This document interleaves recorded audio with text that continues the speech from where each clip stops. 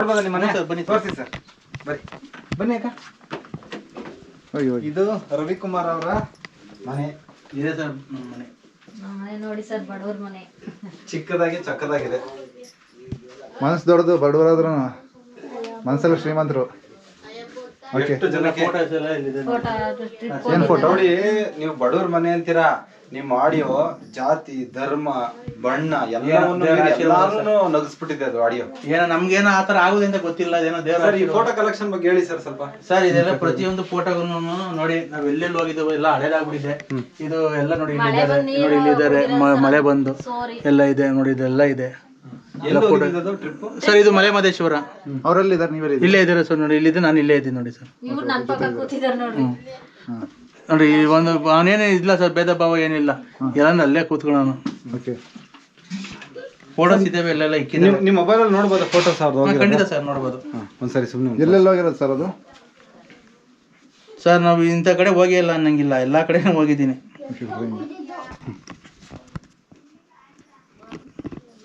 ನೋಡ್ರಿ ಇಲ್ಲೆಲ್ಲ ಇದ್ದಾನೆ ನೋಡಿ. ಧರ್ಮಸ್ಥಳ ಸರ್. ನೋಡಿ ಇದು ಧರ್ಮಸ್ಥಳ. ನೀವೆಲ್ಲಿದ್ದೀರ, ಅವರೆಲ್ಲಿದ್ದಾರೆ ಸರ್? ನಾನು ಇಲ್ಲಿದ್ದೀನಿ, ಅವ್ನು ಇಲ್ಲಿದ್ದಾನೆ. ಸುಮ್ಮನೆ ಕಾಮಿಡಿಗೋಸ್ಕರ ನೋಡಿ. ಇದು ನಂಜನಗೂಡು ನೋಡಿ. ಇದ್ದಾರೆ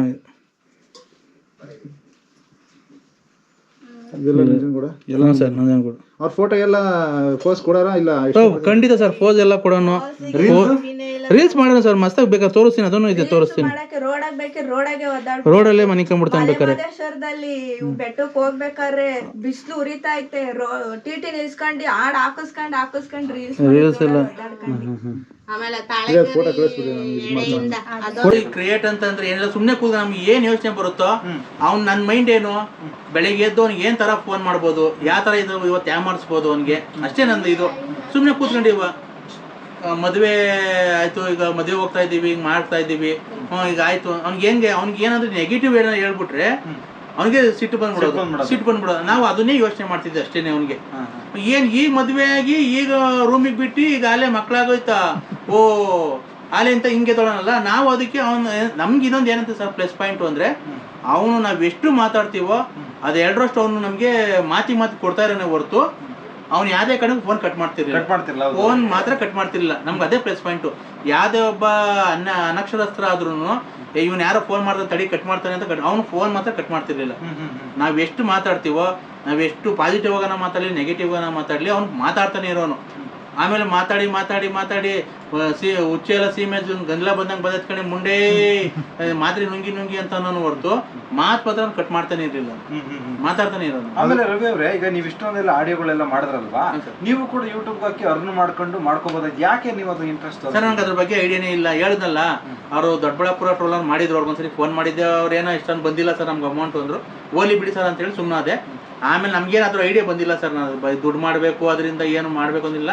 ಆಕ್ಚುಲಿ ಹೇಳ್ಬೇಕಂದ್ರೆ ಹೇಳಿದ್ನಲ್ಲ ಸರ್ ಮೊದಲೇನೆ, ನಾನೇನು ಇದು ದುಡ್ಡು ಬರುತ್ತೆ ದುಡ್ಡು ಮಾಡಬೇಕು ಅಂತ ಮಾಡಿಲ್ಲ. ನನಗೆ ಮನ್ಸಿಗೆ ಸಂತೋಷ ಆದಾಗ ಯಾರು ನಾನು ಇಂಥವ್ರನ್ನ ಹಿಡಿದು ಮಾಡ್ತಿದ್ದೆ. ಇವನ್ ಪರಿಚಯ ಆದ್ಮೇಲೆ ನನಗೆ ಇವ್ನು ಹೆಂಗೋ ನಂಬರ್ ಗೊತ್ತಾಗಲ್ಲ ಅಂತ ಗೊತ್ತಲ್ಲ, ಇವನಿಗೆ ಮಾಡಿವೆ.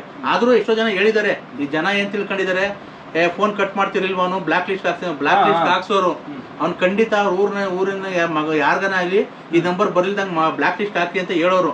ಆದ್ರೆ ನನ್ಗೆ ಆ ಊರಾಗೆ ಜನಗಳು ಪರಿಚಯ ಇರೋದ್ರಿಂದ ನಾನು ಊರಿನವ್ರಿಗೆ ಹೇಳಿವೆ, ನಾವು ನರಸಿಂಹಜನ ನಂಬರ್ ಬ್ಲಾಕ್ ಲಿಸ್ಟ್ ಹಾಕೋನೆ, ನಂಬರ್ ಬ್ಲಾಕ್ ಲಿಸ್ಟ್ ಇಂದ ತೆಗೀರಿ ಅಂತ. ಆ ಊರಲ್ಲಿ ತೆಗೆದು ಕೊಡೋರು. ಅವಾಗ ಅವನೇ ನಾನು ಈ ಮುಂದೆ ಫೋನ್ ಬರಿಲ್ದಂಗೆ ಮಾಡಿದ್ದೆ, ಆಲೇ ಬಂತಲ್ಲ ಅಂತ ಹೇಳಿ ಅವ್ನಿಗೆ ಗೊತ್ತಾಗ್ತಿರ್ಲಿಲ್ಲ ಅಷ್ಟೇನೆ. ಆಮೇಲೆ ಯಾರನ್ನ ಹೇಳೋರು, ರೇವಣ್ಣ ನಿಂಗೆ ಫೋನ್ ಮಾಡಿದ್ವು ಅಂತ. ರೇವಣ್ಣ ಫೋನ್ ಮಾಡಿದ್ರು ಅಂತ ಹೇಳಿದ್ರು ನನಗೆ ರೇವಣ್ಣನೇ ವಾಯ್ಸು ಅಂತ ಗೊತ್ತಾಗ್ತಿರ್ಲಿಲ್ಲ ಅವನಿಗೆ. ಯಾರನ್ನ ಫೋನ್ ಮಾಡ್ಲಿ, ಯಾರು ಹೇಳಿ, ನಾನು ನರಸಿಂಹಜಿ ಬಳ್ಳಾಪುರ, ನೀವ್ ಯಾರು ಹೇಳಿ ಅಂತ. ನಾನು ಈ ಕಡೆ ನಾನ್ರಿ ಎಲ್ಲಿ ಅಂತಿದ್ದಂಗೆ ನಿನ್ನ ವೆಲ್ಕಮ್ ಅದು ಕೆಟ್ಟ ಪದಗಳು ಮಾತಾಡಿ ರೈಸ್ ಆಗ್ಬಿಡೋನು. ನಾವು ಮಾತಾಡಿವ, ಅವಾಗ ಅವನು ಮಾತಾಡಿವ, ನಮ್ಗೆ ಅದೇ ಸಂತೋಷ. ನಾವು ರೆಕಾರ್ಡಿಂಗ್ ಮಾಡ್ಕೊಂಡು ಇದ್ ಮಾಡ್ಕೊಂಡಿವಿ. ಅಲ್ಲ, ಆ ಹೆಣ್ಣಿನ ಧ್ವನಿ ಹೆಂಗ್ ಮಾಡ್ತೀರಿ ಅಂತ ನನಗೆ ಸರ್, ನಾನು ಹೆಣ್ಣಿನ ಧ್ವನಿ ಅಂತ ಏನಿಲ್ಲ, ಅವನಿಗೆ ಹೆಂಗೆ ಮಾಡ್ತಿದ್ದೆ ಹೆಣ್ಣಿನ ಧ್ವನಿ ಅಂತಿಲ್ಲ.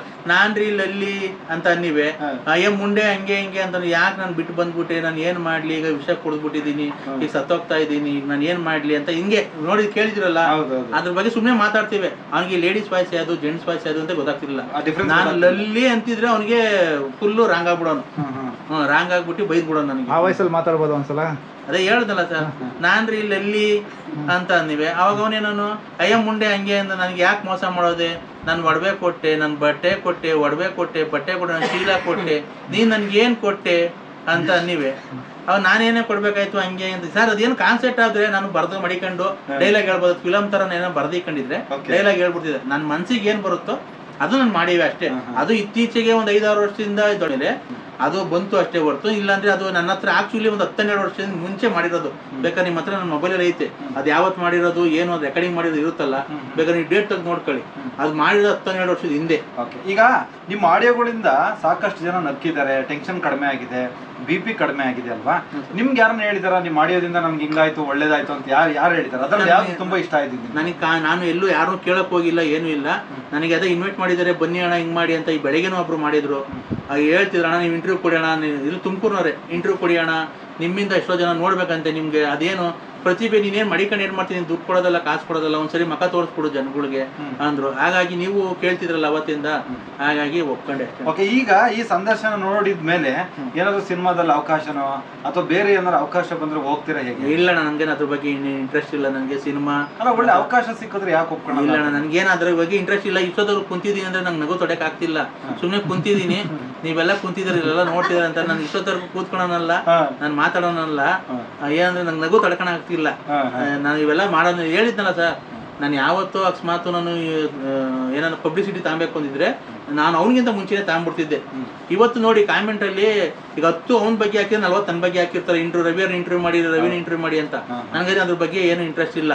ಈಗ ಎಷ್ಟೋ ಜನ ಕೇಳ್ತಾರೆ, ಈಗ ಹೇಳಿದ್ನಲ್ಲ ಫಂಕ್ಷನ್ಗಳು ಕರೀತಾರೆ, ಅಣ್ಣ ನೀವು ಬರಬೇಕು ಅಂತಾರೆ.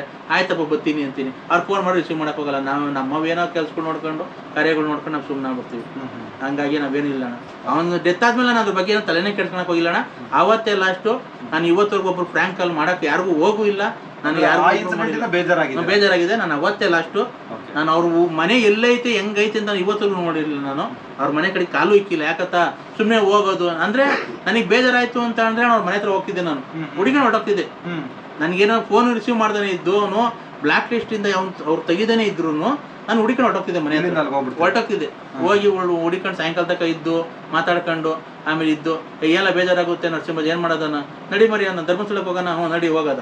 ಬಸ್ಸಲ್ಲನ ಆಯ್ತು, ಕಾರಲ್ಲನಾದ್ರೂ ಆಯ್ತು. ಅವತ್ತಿನ ದುಡ್ಡು ಏನಿರುತ್ತೋ ಅದಕ್ಕೆ ರೈಲನ್ನ ಆಯ್ತು. ಒಟ್ಟಾಗ ಹೋಗ್ಬೇಕು ಅಷ್ಟೇ. ನಾವು ಹೋಗ್ಬಿಡ್ತಿದ್ದು. ಅಲ್ಲ, ನೀವು ಫ್ರಾಂಕ್ ಮಾಡ್ಬೇಕಾದ್ರೆ ಟ್ರೈನ್ ಇಂದ ಆಗಿರ್ಬೋದು, ಇನ್ನೊಂದಾಗಿರ್ಬೋದು, ಕೊನೆವರೆಗೂ ಗೊತ್ತಾಗ್ತಿರ್ವಲ್ಲ. ನೀವು ಒತ್ತಿ ಹೇಳಿದ್ಮೇಲೆ ಗೊತ್ತಾಗದ. ಅದು ಗೊತ್ತಾಗ್ಲಿ ಅಂತ ನಾನು ಒತ್ತಿ ಹೇಳ್ದಾಗೇನೆ ನಮಗಿಲ್ಲಿ ನಗು ತಡಕ್ಬೇಕಲ್ಲ, ಅವ್ನು ಬೈಬೇಕಾಯ್ತಲ್ಲ. ಅಯ್ಯೋ ನಮ್ಮ ರೈಲೆಲ್ಲ ಪಂಚರ್ ಆಗದ ಕಬ್ಣದ್ದು ಅನ್ನಲ್ಲ. ಅವಾಗ ನಮ್ಗೆ ಅವ್ನ ಮಾತು ಕೇಳಿದಾಗ ನಮ್ಗೆ ಇದಾಗ್ಬೇಕಲ್ಲ, ನಮಗ್ ಖುಷಿ ಬೇಕಲ್ಲ. ಅದಕ್ಕೆ ನಾವು ಅವ್ನ್ ಗೊತ್ತಾಗ್ಲಿಲ್ಲ ಅಂದ್ರೆ ನಾವೇ ಒತ್ತಿ ಹೇಳ್ತಾ ಇದ್ದೀವಿ. ಅಲ್ಲಿ ಇನ್ನೊಂದ್ ಏನ್ ಗೊತ್ತ, ಜಾಸ್ತಿ ನೀವು ನಗು ಬರ್ಸಿರಂದ್ರೆ ಏನು ಮಾಡ್ತಿರಲ್ವಾ ಅವನಿಗೆ, ನಿನ್ಗೆ ಅದು ಅಂದ್ರೆ ಅವ್ನಿಗೆ ಆಗ್ತಾನೆ ಇರ್ಲಿಲ್ಲ. ಅವನಿಗೆ ಊಸ್ ಬಿಡೋದು, ಆಮೇಲೆ ಯಾರನ್ನ ಬೈಯೋದು, ಇದೆಲ್ಲ ಮಾಡೋದು ಅಂದ್ರೆ ಆಗ್ತಿರ್ಲಿಲ್ಲ. ನಾನು ಏನು ಮಾಡ್ತಿರ್ಲಿಲ್ಲ ಸರ್, ಸುಮ್ನೆ ಕೂತ್ಕೊಂಡಿರುವೆ. ನಾನು ಮಾತಾಡ್ಬಿಟ್ಟು ಇದೆಲ್ಲ ಸ್ವಾಮೀಜಿ ತರ ಎಲ್ಲ ಮಾತಾಡ್ಬಿಟ್ಟು ಅವರೇ ಕಾಳು ತಂದು ಭಕ್ತಾದಿಗಳೆಲ್ಲ ಕೊಟ್ಬಿಟ್ಟಿದ್ರು ಕಣ. ಇವತ್ತೆಲ್ಲ ತಿಂದ್ಬಿಟ್ಟು ಎಲ್ಲ ಆಗಿದೆ, ತಡ್ಕಣ ಆಗ್ತಿಲ್ಲ ಕಣ. ತಡಿ ಗೊತ್ತಾಯ್ತು ನರಸಿಂಹರಾಜು ತಡೆಯಪ್ಪ ಅಂತ ಹೇಳಿ ಎಲ್ಲವೂ ನಂಗೆ ಇದಾಗ್ತಿಲ್ಲ ಅಂತ ಹಿಂಗ್ ಬಾಯಿಗೆ ಮಾಡೀವಿ ಅಷ್ಟೇನೆ. ಮಾಡಿದಾಗ ಅವನೇನ್ ಮಾಡೋನು, ಅಯ್ಯೋ ನಮ್ಮನ್ ಏನು ರೈಲ್ ಹೋಗೋದಂಗ್ ಬಿಡ್ತೀಯಲ್ಲಿ ಅಂತ ನೋಡಿ. ಪ್ರತಿಯೊಬ್ರು ಇಲ್ಲಿ ಕುಂತಿರೋಲ್ಲ ಮಾತಾಡಿದ್ದಾರೆ, ಇವರು ಮಾತಾಡಿದ್ದಾರೆ, ಅವರು ಮಾತಾಡಿದ್ದಾರೆ, ನೋಡಿ ಅವರು ಮಾತಾಡಿದ್ದಾರೆ, ಅವ್ರ ಜೊತೆ ನೋಡಿ ಇವರು ಮಾತಾಡಿದ್ದಾರೆ, ಅವ್ರ ಲಕ್ಷ್ಮಣನು ಮಾತಾಡಿದ್ದಾರೆ, ನಮ್ಮ ಒಳ್ಳೆ ಮಕ್ಕಳ ಮಗಳು ಮಾತಾಡಿದ್ದಾರೆ, ಎಲ್ಲರೂ ಮಾತಾಡಿದ್ದಾರೆ. ಇಲ್ಲಿ ಮಾತಾಡಿರಲ್ಲ ಆಲ್ಮೋಸ್ಟ್ ಎಲ್ಲರೂ ಇದ್ದಾರೆ. ಅದೇ ಒಂದಷ್ಟು ರೆಕಾರ್ಡಿಂಗ್ ಬಿಟ್ಟಿದ್ದೀನಿ. ಒಂದಷ್ಟು ರೆಕಾರ್ಡಿಂಗ್ ನಾನು ಯಾರು ಕಳ್ಸಕ್ ಹೋಗಿಲ್ಲ. ಯಾಕೆ ಅಂತ ಸುಮ್ಮನೆ ಬೇಜಾರು ಮಾಡ್ಕೊಂತಾರೆ. ಯಾಕೆ ಬೇಕು, ನಮ್ಮಿಂದ ಒಬ್ಬರು ತೊಂದರೆ ಆಗೋದು ಬೇಡ ಅಂತ ಹೇಳಿ ಇದ್ ಮಾಡ್ತಿಲ್ಲ. ಊಸ್ ಬಿಡೋದು ಮಾತ್ರ ಬಾಯಿಗೆ ಕ್ಲಿಪ್ ಮಾಡಿ ವೇಪರ್ ಅಂತ ಅಂದಿವೆ. ನಂಗೆ ಅಲ್ಲಿ ಕಿಡಿಸಿದ ನೋವಾಗಿದೆ, ಹಂಗೆ ಮಾತಾಡಕ್ ಆಗ್ತಿಲ್ಲ ಅಂದಿವೆ. ಅದು ಅವ್ನು ಹಂಗ ಅಂತಿದಂಗೆ ಹಬ್ಬ ಏನೇ ಹಿಂಗ್ ಬಿಡ್ತೀಯ ಅಂತೇಳಿ ಹಂಗ್ ಕೂಗಾಡೋನು. ನಾವು ಅಷ್ಟೇ ಸರ್, ಇನ್ನೇನ್ ಮಾಡ್ತಿರ್ಲಿಲ್ಲ ನಮ್ಗೇನು. ಅದೇ ಈ ಆಡಿಯೋದಲ್ಲಿ ನಾನು ಹೇಳಕ್ ಏನ್ ಗೊತ್ತಾ, ಕೆಟ್ಟ ಮಾತು ಜಾಸ್ತಿ ಬರವಲ್ಲ ಒಂದೊಂದ್ಸರಿ. ಅದು ಸುಮ್ನೆ ಬೇಕು ಅಂತ ಬೈದಿದ್ದು ಅಥವಾ ಸುಮ್ಮನೆ ಒಳ್ಳೆ ಮಾತಲ್ಲಿ ಮಾತಾಡಿದ್ರೆ ಅವ್ನು ಒಳ್ಳೆ ಮಾತಲ್ಲೇ ಮಾತಾಡ್ತಿರೋ ಜನಗಳಿಗೆ ನಮ್ಗೆ ಖುಷಿ ಸಿಕ್ತಿರ್ಲಿಲ್ಲ. ನಮಗ್ ಜನಗಳಿಗೆ ಹೋಗುತ್ತೆ ಅಂತಾನೆ ಗೊತ್ತಿಲ್ವಲ್ಲ, ಇದು ನನಗ್ ಖುಷಿ ಸಿಕ್ತಿರ್ಲಿಲ್ವಲ್ಲ. ನಾನ್ ಅಲ್ಕಮತ್ ಮಾತಾಡ್ರೆ ಅವನು ನನ್ಗೆ ಅಲ್ಕಮತ್ ಮಾತಾಡ್ತಿದ್ದು. ನಾನ್ ನಿನ್ಗೆ ಅಣ್ಣ ಅಪ್ಪ ಅಮ್ಮ ಅಂತ ಸುಮ್ನೆ ಕ್ಯಾಶುವಲ್ ಆಗಿ ಮಾಡ್ತಾರೆ. ಹೌದು ಸ್ವಾಮಿ, ಹಿಂಗೆ ಸ್ವಾಮಿ, ಹಂಗೆ ಸ್ವಾಮಿ. ನಾನು ನಾನು ಈ ಕಡೆಯಿಂದ ಕೆಟ್ಟ ಮಾತುಗಳು ಮಾತಾಡಿದ್ರೆ ಆ ಕಡೆಯಿಂದ ಅವನು ಕೆಟ್ಟ ಮಾತು ಮಾತಾಡೋನು, ಅವ್ನು ನನಗೆ ಖುಷಿ ಸಿಗೋದಲ್ಲ. ಈಗ ನಾನೇ ಮಾತಾಡೋಣ ಕೂತ್ಕೊಂಡ್ರೆ ಅವ್ನಿಗೇನು ಗೊತ್ತಾ, ಕೆಟ್ಟ ಮಾತು ಮಾತಾಡ್ತಿರ್ಲಿಲ್ಲ ಅವನು. ಅದೇ ಅವ್ನ ಬಗ್ಗೆ ಯಾವತ್ತೂ ಆಗಲಿ, ಅವ್ನು ಯಾರು ಕೆಟ್ಟ ಹೆಣ್ಮಕ್ಳ ಬಗ್ಗೆ ಆಗಲಿ, ನಮ್ಮ ಮನೆ ಆಗಲಿ, ಬೇರೆ ಕಡೆ ಹೋದಾಗಲಿ ಅವ್ನದ್ದು ಏನಿದು ಯಾರು ಕೆಟ್ಟ ಹೆಣ್ಮಕ್ಳ ಬಗ್ಗೆ ಅವ್ನು ಕೆಟ್ಟ ಮಾತು ಮಾತಾಡೋನಲ್ಲ. ಅದಂತೂ ಸುಳ್ಳು. ಯಾಕೆ ಗೊತ್ತಾ, ಅದೆಲ್ಲ ಸುಳ್ಳು ಹೇಳ್ಬಾರ್ದು ನಾವು. ನಮ್ಮ ಕಾನ್ಸೆಪ್ಟ್ ಪ್ರಕಾರ ಲಲ್ಲಿ ಆಗಿರ್ಬೋದು, ಆಮೇಲೆ ತಿಪ್ಪು ರತ್ನಮ್ಮ ಆಗಿರ್ಬೋದು, ಗೊಲ್ರಟ್ಟಿ ಗೊಲ್ರಮ್ಮ ಆಗಿರ್ಬೋದು, ಇವೆಲ್ಲ ಸುಳ್ಳು. ನನ್ನ ಕಾನ್ಸೆಪ್ಟ್ಗೋಸ್ಕರ, ನನ್ನ ಕ್ರಿಯೇಷನ್ಗೋಸ್ಕರ ನಾನು ಮಾಡ್ಕೊಂಡಿರೋದು ಸರ್ ಅದು. ಅದೆಲ್ಲ ಸುಳ್ಳು. ಅವನು ಹೆಣ್ಣಿನ ಮೇಲೆ ತುಂಬಾ ಗೌರವ ಇತ್ತು, ಅದೇನು ಮಾತಾಡ್ದನಲ್ಲ. ಅವನು ಒಬ್ಬ ಕೆಟ್ಟ ದುಶ್ಚಿಲ್ ಹೋದನಲ್ಲ. ಅವನಿಗೇನು ದೇವಸ್ಥಾನ ಹೋಗ್ಬೇಕು, ತಿನ್ಬೇಕು, ಉಣ್ಬೇಕು, ಹಿಂಗೆ ಚೆನ್ನಾಗಿರ್ಬೇಕು, ಜೀವನದಲ್ಲಿ ಮನೆ ಕಟ್ಟಬೇಕು, ಮಕ್ಕಳು ಮದುವೆ ಮಾಡಬೇಕು, ಚೆನ್ನಾಗಿರ್ಬೇಕು. ಅವ್ನು ಕೊಟ್ಟಂಗೆ ಆಸೆ ಇತ್ತು ಸರ್. ಏನಂತಂದ್ರೆ ಇನ್ನು ಮಕ್ಕಳು ಮದುವೆ ಆಗೋಯ್ತು, ಇನ್ನು ಲೈಫಲ್ಲಿ ಚೆನ್ನಾಗಿರ್ತೈತೆ, ನಮ್ಮ ಮರಿ ಇನ್ಮೇಲೆ ದೇವಸ್ಥಾನಗಳು ಇನ್ನೂ ಜಾಸ್ತಿ ಹೋಗೋಣ, ಅಲ್ಲಿ ಇಲ್ಲಿ ತಿರ್ಗಾನ ಅಷ್ಟೇ. ಅದು ಬಿಟ್ಟರೆ ಅವ್ನಿಗೆ ಇನ್ನೇನು ಬೇರೆ ಉದ್ದೇಶ ಏನಿರಲಿಲ್ಲ ಸರ್.